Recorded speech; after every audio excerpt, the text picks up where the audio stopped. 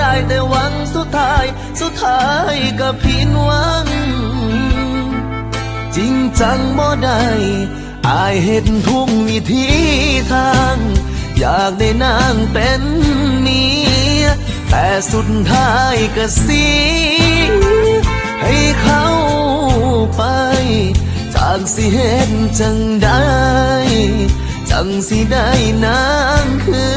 นยิ่งโตอายยิ่งฟื้นยิ่งปวดหัวใจโอ้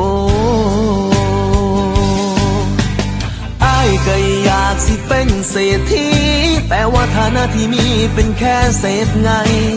คันแม่นอายได้ไปเกิดอยู่ดูใบก็อยากสิเป็นเจ้าชายมีเงินพันล้านแต่สู่มือนี้อายก็ภูมิใจเกิดชาติไทยภาคอีสานหน้าตา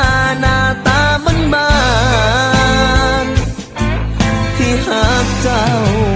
อายเห็นทุกวิธีทางอยากได้นางเป็นเมียแต่สุดท้ายก็เสียให้เขาไปจากสิเห็นจังสิได้นางคืนยิ่งโตอายยิ่งฟื้นยิ่งปวดหัวใจโอเคคือย้อนว่าอายนั้นมันซ้อมเจ้ามาตั้งแต่น้อยแต่สุดท้ายก็ต้องผิดหวังย้อนอายมีเงินแค่200จังละสิเฮ็ดจังใดก็ย้อนชีวิตมีปมด้อยก็ได้แต่ท่าก็ได้แต่คอยก็ได้แต่หวังไปมือ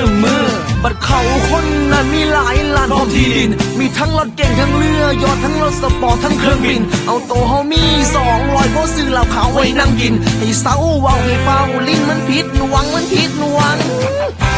มาเอาให้ลองสมิธดิมันสิได้ลองดูใจเย็นๆก็ห้วยไร่ใจเย็นนี่ละน้อนางเอ้ยไอ้มีเหตุผล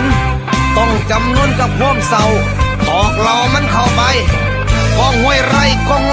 ยาวขึ้นมาไอ้เอ้ยอายเห็นทุกวิธี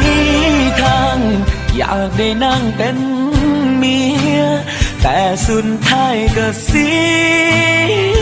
ให้เขาไปจังสิเห็นจังได้นางคืนยิ่งโตอายยิ่งฟื้นยิ่งปวดหัวใจโอ้โหอายเห็นทุกวิธีทางอยากได้นางเป็นเมียแต่สุดท้ายก็เสียให้เขาไปจากสิเห็นจังได้